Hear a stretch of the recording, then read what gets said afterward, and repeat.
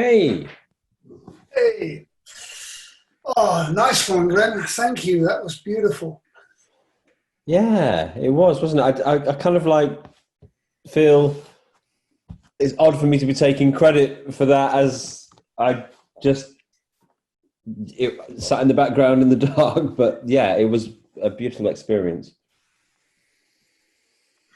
Hmm. Yeah. Mm. Um, and So, what's your thinking in relation to how that did that did that meet what you were hoping for from this session? yeah, I mean, I didn't have a fixed idea. I just thought I'm really interested in I'm an integrator. I'm really interested in connecting all aspects of men's work. I have been for a very long time, and it's always fairly.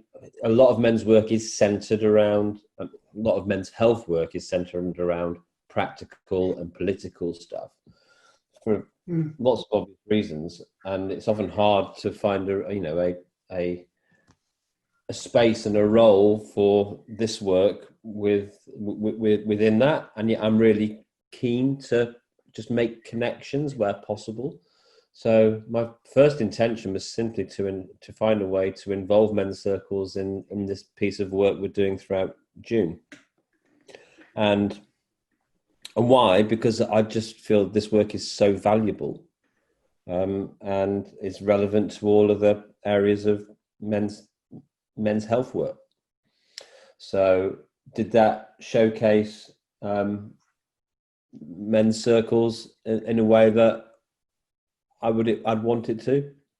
Absolutely, absolutely. That was just and I think one of you said about I think it was you, Tony, about that feeling of being in conversation with leaders. Well, just before COVID kicked in, one of the things I was trying to do at the National Men's Health Gathering was create some kind of gathering of gatherings where representatives and leaders of different circles and gatherings around the country came together. So there's part of that spirit in there too, that connecting of people leading in this space. So both in terms of making a connection between different groups to sit in a circle and just build relationship, but also in terms of a public facing spectacle experience, probably more than spectacle.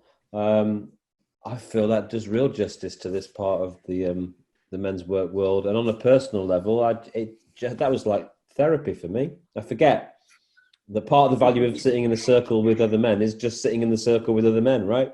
It's just being there in the circle and connecting. And Yeah. I felt like it's that amazing thing of the amazing magic of circles that you don't even have to share to actually gain value from the experience. And even in this technological space, I'm a different Mm. person than I was an hour ago, and I'm certainly a different person from who I normally am at 6 p.m. at the end of my day. I'm in my heart just by being in the same space as you, even though I was doing a little bit of going onto Facebook and just saying hello to people and thanking them for being there and all the rest of it. It shifted something in me. So I thoroughly, thoroughly, thoroughly, thoroughly loved it. And I think that thing of just trusting, it was a little bit clunky in the first 10 minutes because, just trying to work out how it worked, but just Yeah. trusting the process and trusting you men, and me getting out of the way and just allowing that was exactly the right thing to do. And yeah. Yeah, it was very trusting of you to just chuck it in and say, you guys figure it out. And and I guess the clunkiness was the mutual respect and trying to allow everyone to have equal part in the creation of what that hour would be. Hmm. Yeah, Mm. yeah. Um, I've got three thoughts that come to mind. One is we did have many years ago a thing called the Australian New Zealand Men's Leadership Gathering.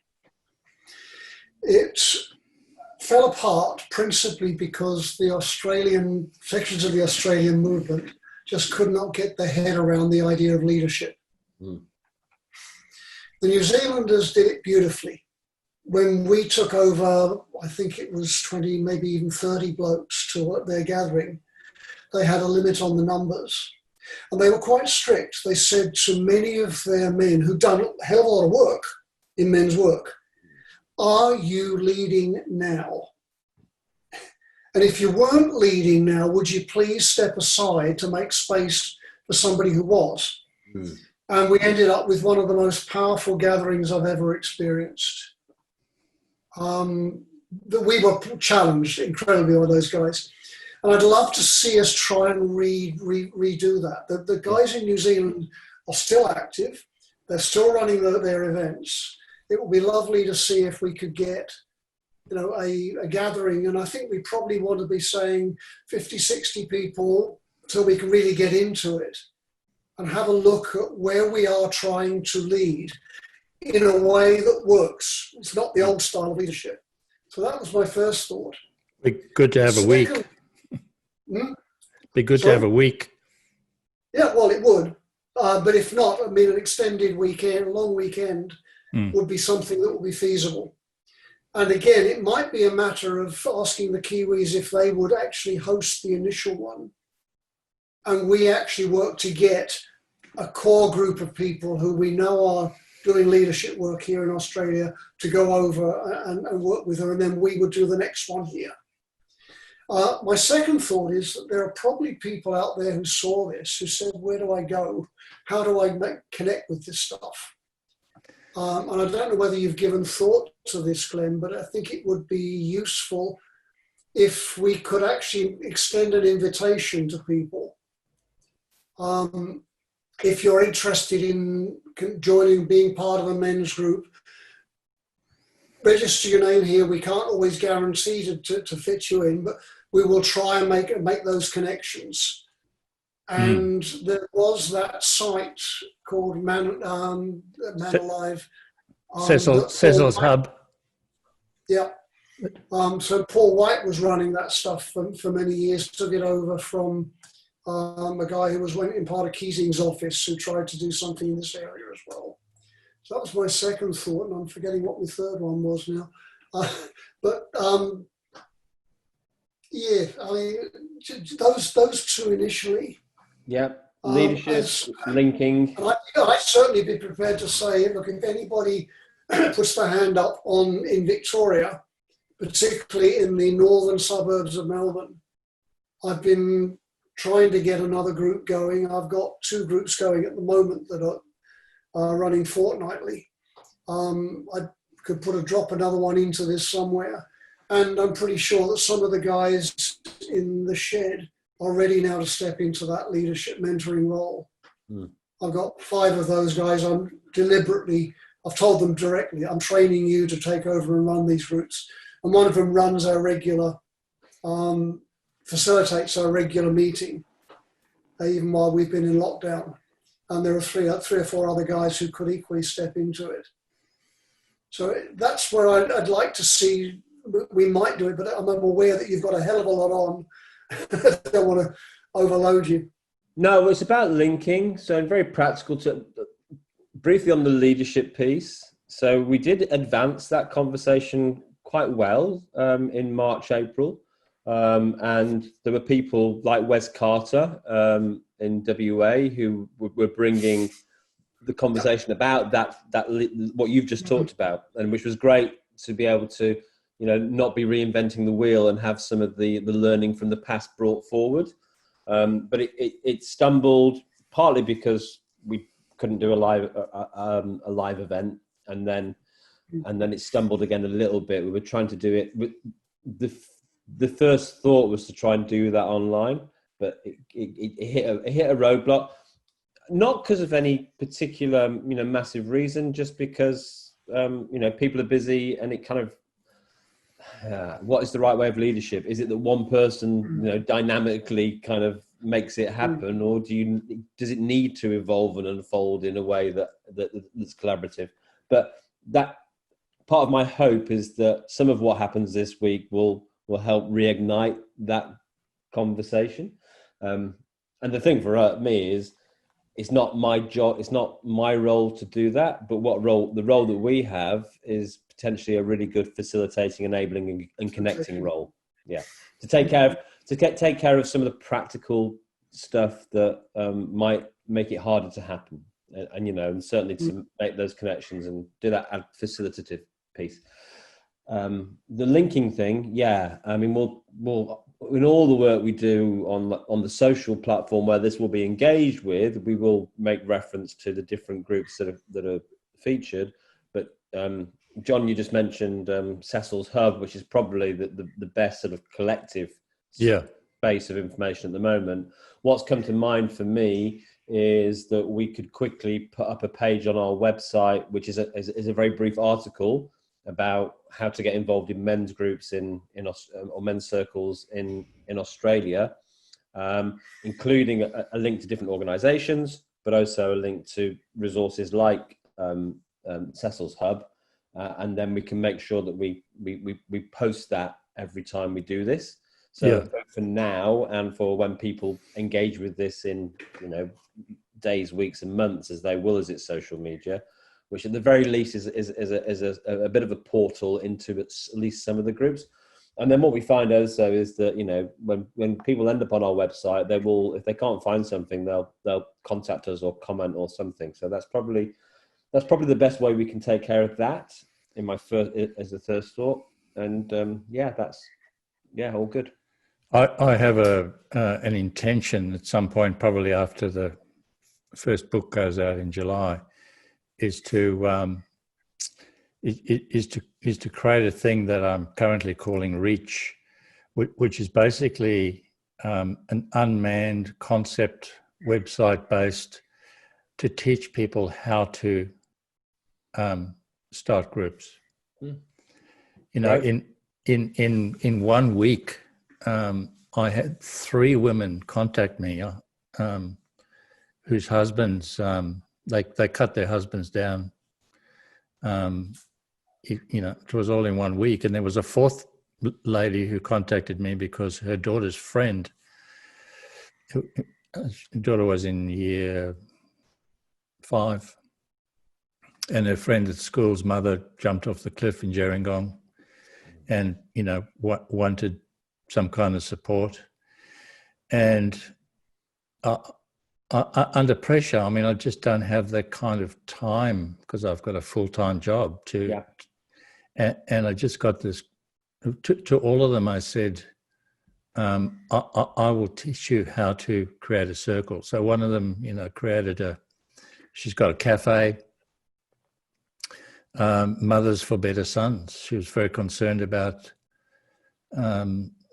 2 of her sons in their 20s, his father just hanged himself.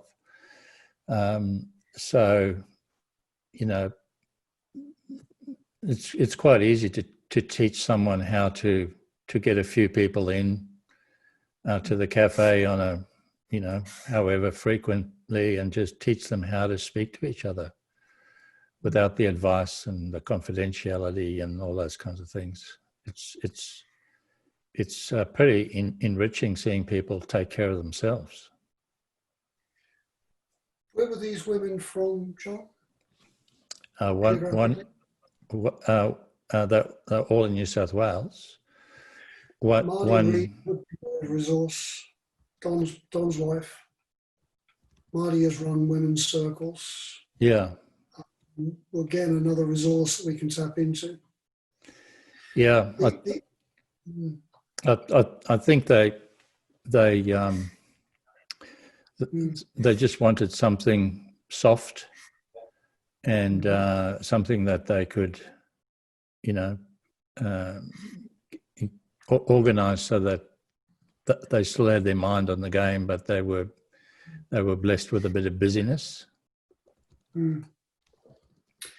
The other thought that's been sitting in the background for years was one from Steve Biddulph, that we might consider developing a men's work university where we would have people who are able to deliver particular programs, actually running them as short courses workshops, that kind of stuff. But to do it with a sense of an imprimatur of guys who've been around this stuff long enough to know that we're not getting the flaky stuff coming in. It might be worth talking to Steve about that, whether he'd still be interested in exploring that idea. But the potential here for this thing to grow is just huge. And given the current state of crisis where we really are at the edge of a major transformation to a different kind of world, or an attempt to kick back into something that didn't work very well before, we've got something to offer here. Could you imagine if the police in Minnesota and the people on the streets sat out in circle? Absolutely, absolutely.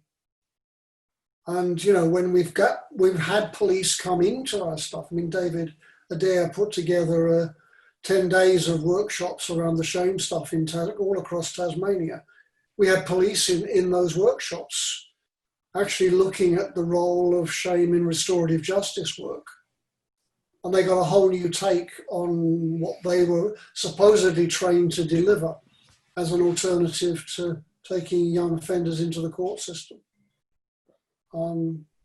Beautiful work. I mean, again, there's a hunger for this stuff. It's a question of how do we, and that's why I think what you're doing, Glen, is so important, because it's actually planting a flag that says, if you want to know what's going on, come and have a look at this. It's a doorway into it. So really, I just want to honour you for the work that you're doing on it. Really important. Yeah. I'm conscious that you have said you've got a short time period window for the follow-up. Yeah, I was right? waiting for my other half to appear up the stairs. She's doing her evening call to Mum in the UK, and then we'll be eating. But she hasn't actually. Well, anytime you need to close it, that's fine. But I'm happy to carry on chatting. It's just lovely to actually meet you two guys face to face, and the other two were just lovely. Yeah. And I love the way Mikey stepped into a leadership role of basically facilitating the session. It was good. Yeah. Yeah. So, just a practical thing, in case we missed this, is there anything you would suggest we changed? And my first thought is actually allow for a debrief, because it is rather brutal to just drop you all out of the room. So there's got to be a better way of ending than that. But in terms of just what could we do better throughout the week in this particular the circle? I would be inclined to say to you, Glen, actually be slightly more authoritative in terms of facilitation, particularly around the time. Some of the best Zoom meetings that I've had are the ones that are well facilitated, where people step into that role and say, okay, for better or worse, this is how it's going to be. I'm creating this. So that you actually, we managed it very well, I think. But I think there is a role for you to say, look, I'm here as the facilitator. I'm going to get out of the way as much as possible, but to stay on screen. And in a sense, your body language signals to people quite a bit in terms of holding it together, not holding the space. Just in terms of the body language is critical. Yeah, that could be done in the 15, 20 minutes before. Just having the guys chat about, who can start and how they want to do it, and that'll avoid talking about checking in with 10 minutes left. Yeah, and I just remember what my third point was, that you said this was going to be a panel, not a men's group, in the sense that we weren't going to go and deal with our shit as a group. I think we walked the line on that one. My sense was that we went about as far in as certainly owning it for myself, as I was comfortable.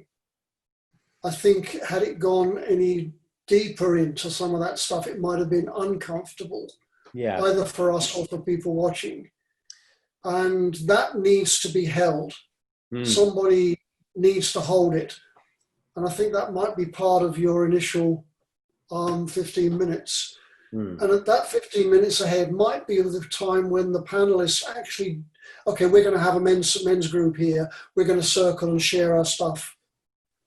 We're going to presence ourselves in that group so that when we go into the open forum, haven't got some of that stuff hanging around. I was a little uncomfortable when Mikey suggested halfway through that maybe we should do it as a check-in.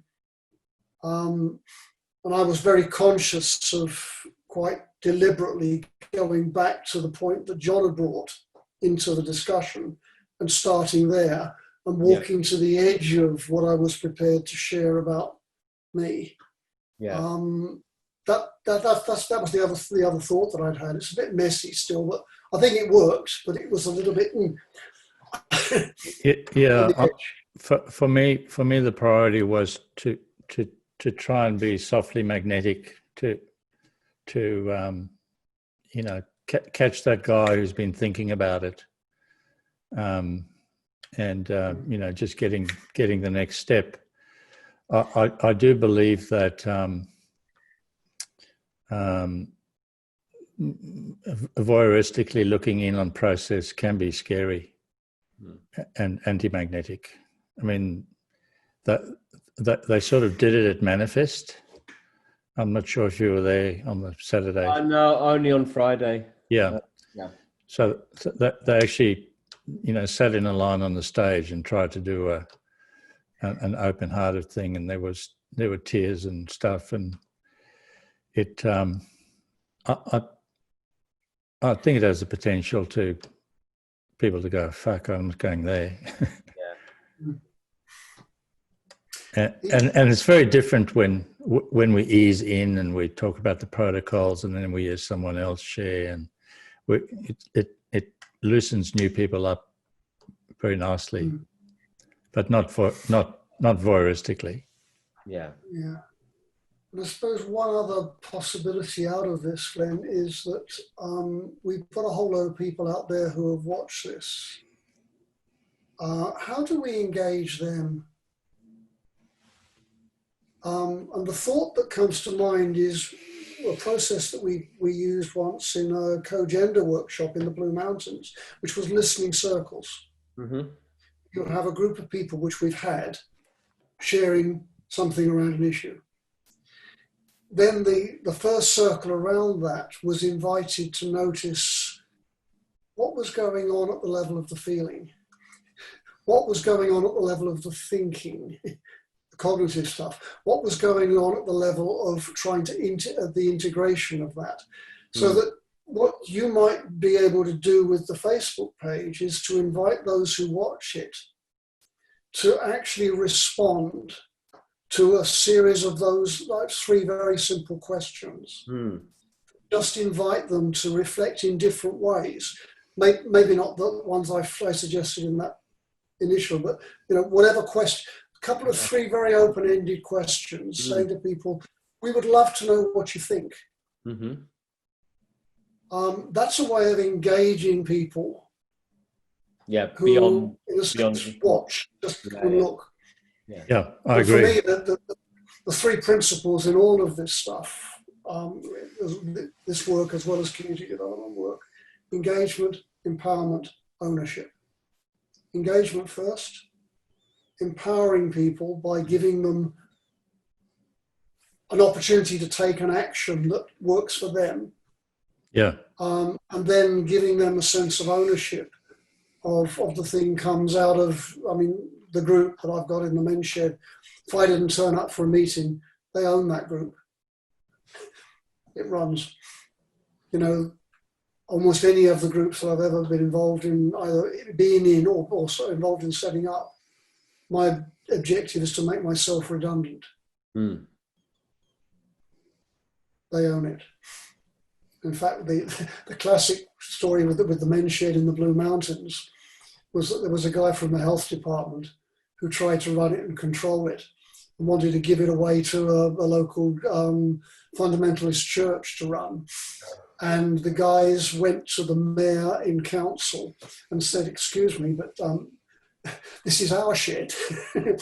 And there was a decision in council that actually gave the shed, access to the shed to that group of men. And the guys in the health department took the money away. With the result was that the guys, absolutely everything they did was done under their own steam. They own that shed. No one will ever take it from them. It was a big element of this work is trust, and I toyed with the idea of actually mentioning that this gathering model that you and I are involved with, Tony.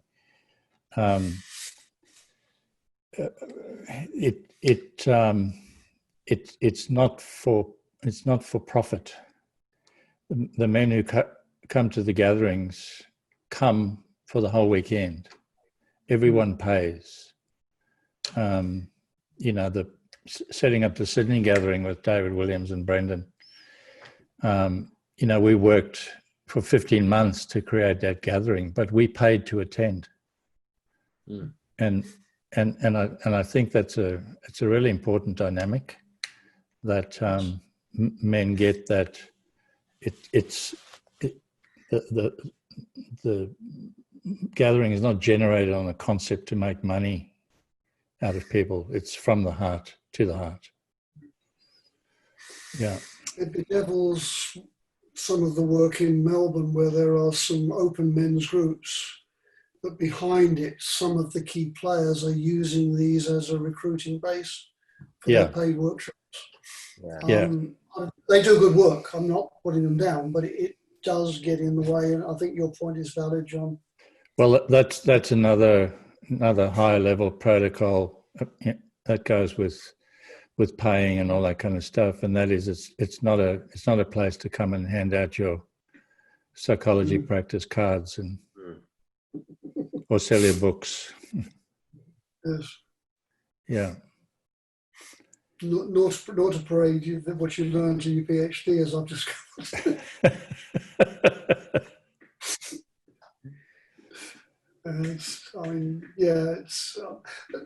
But the beauty of it is that over the last sort of 35, nearly 38 years I've been involved in this stuff, there is this incredible kit bag of tools that we've got that I just would love to have those made more widely available, and to do it informally and messily and not on a non-profit basis. And I'm in a fortunate position where I don't have to earn an income anymore. Get with it, man. Get on Instagram. Yeah. I tend to avoid the social media like the plague. I use it when I have to. Yeah. This stuff has been just essential. Yeah. Yeah. Well, that's part of how the internet has changed something quite radical for us, and that is that if you want to be effective, you need to build a following. And the way they do it on the internet and everywhere else now, you start building a following by giving free stuff, and that's just how it works. And I love Jovan Langford's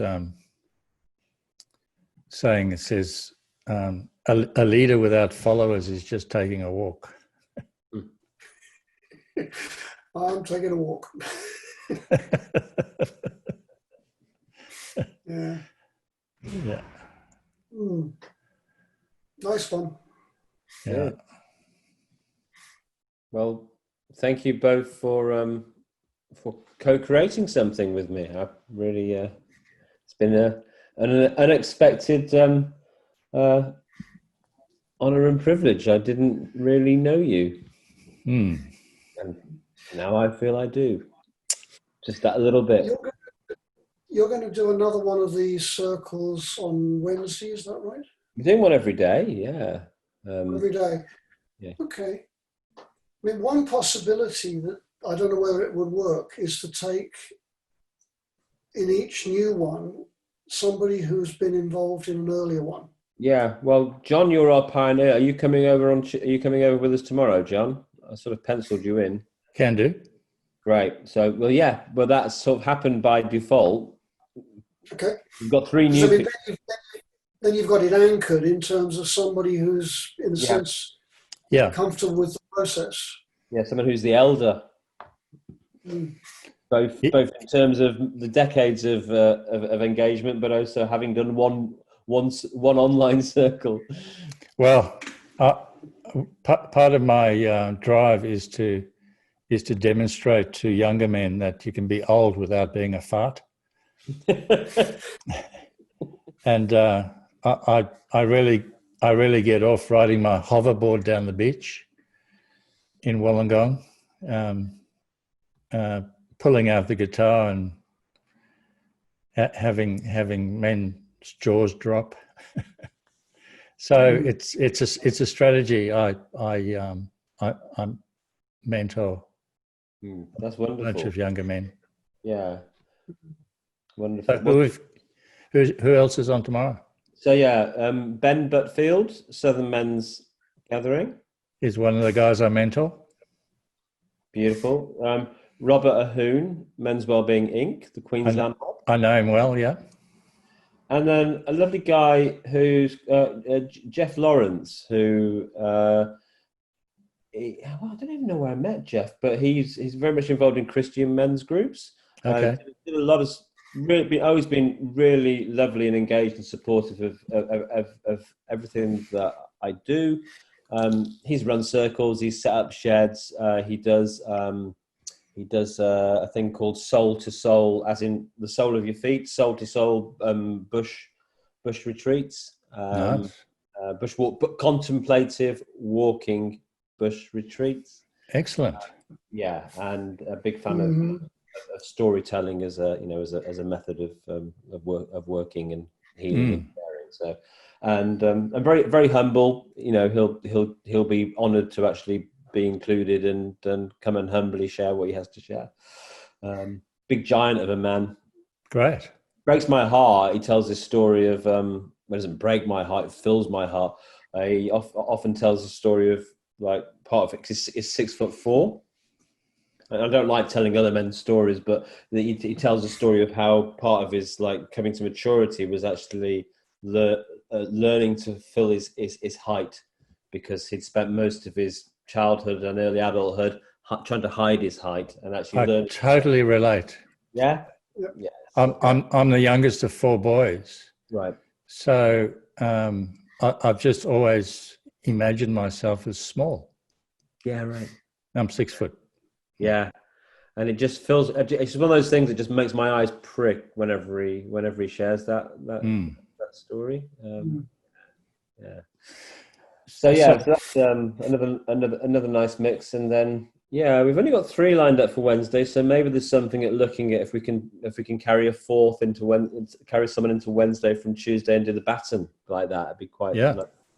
I'll talk to the other 3 men. I know you're not available on Wednesday, John, so I'll talk to the other 3 men when I get off this and just sort of see if we can carry one across, because it's something. It's like the tradition of passing. Who will step forward and take on the good concept in the next gathering? Yeah. Don't drop the baton. Yeah. If I can help in any way, just let me know. Absolutely. Yeah. So